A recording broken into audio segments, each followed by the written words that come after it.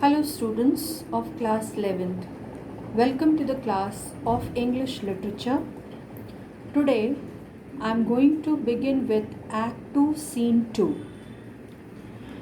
This scene is taking place at another part of the island and the characters who enter the scene are Caliban. He enters with a burden of wood and there is a noise of thunder being heard when he enters. In this scene, you will also come across the characters Stefano and Trinculo. Okay, so Stefano and Trinculo, they are treated as butler or a jester. They remain at the low end of the social scale in the play. Caliban and Trinculo, they act as the comic foils to the main action and later they become specific parodies of Antonio and Sebastian.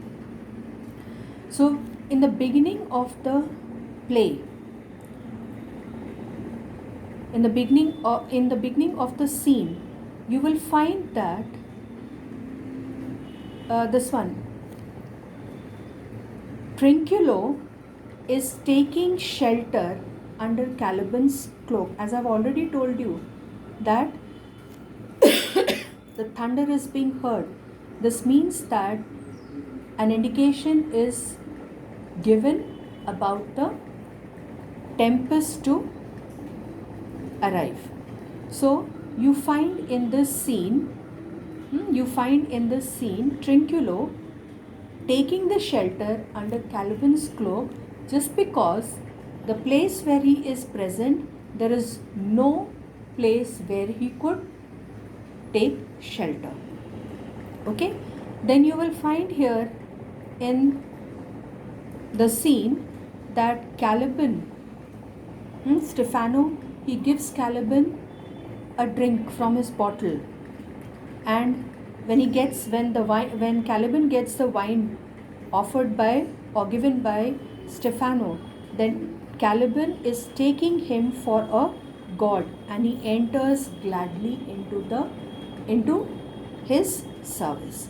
These are the things, or these are the points that you have to keep in mind in order to understand the scene. Now let's begin with the verse of Caliban.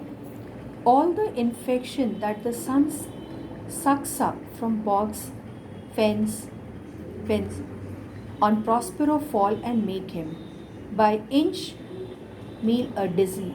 His spirits hear me, and yet I needs must curse, but they will nor pinch, fright me with irk show, pitch me in the mire, nor lead me like a firebrand in the dark, out of my way unless he bid them. Let's discuss it here.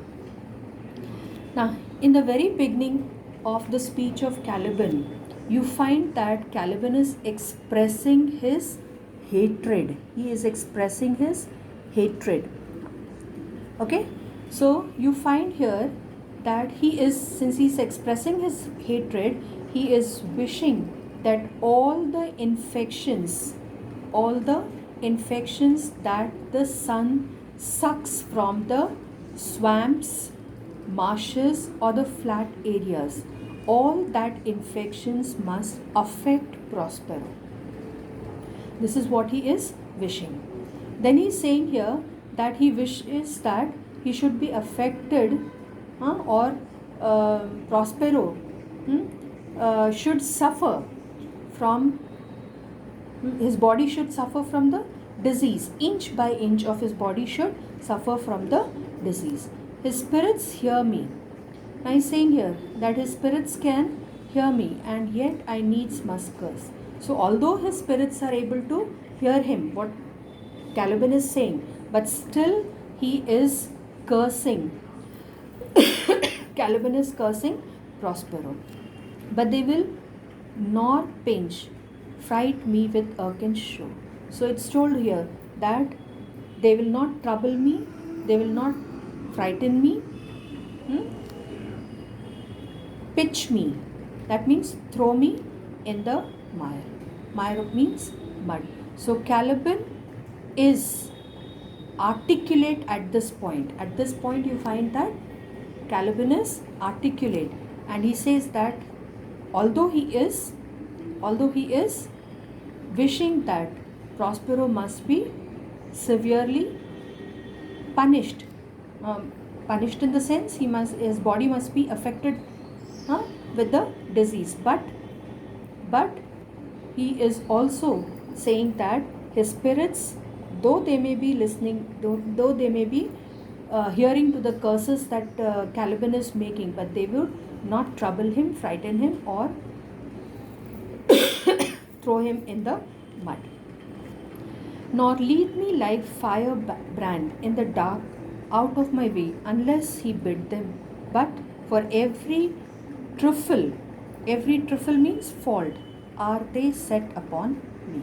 So it's told over here, you have to keep in mind over here that firebrand is what? It is the phosphorescent light which keeps going off and on in marshy lands.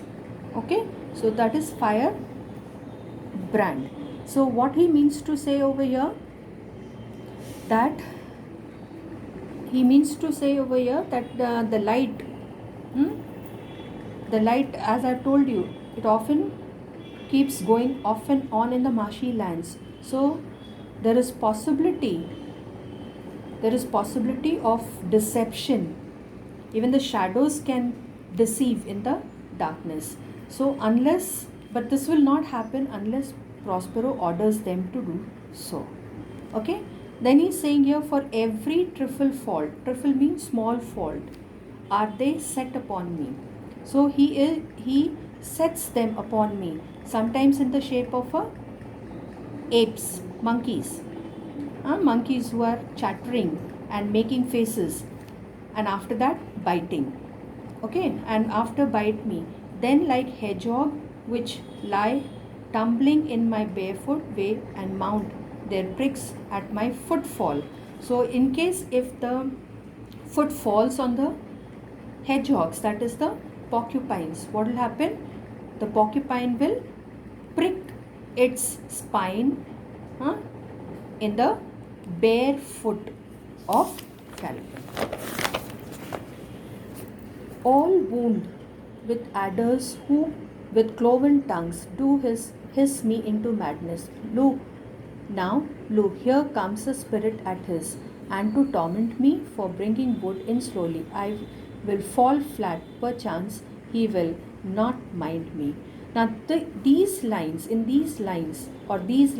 illustrate the state of terror. They are illustrating the state of terror. So what is he saying here? Sometimes he may be wounded by the adder. Adder is nothing but the snake.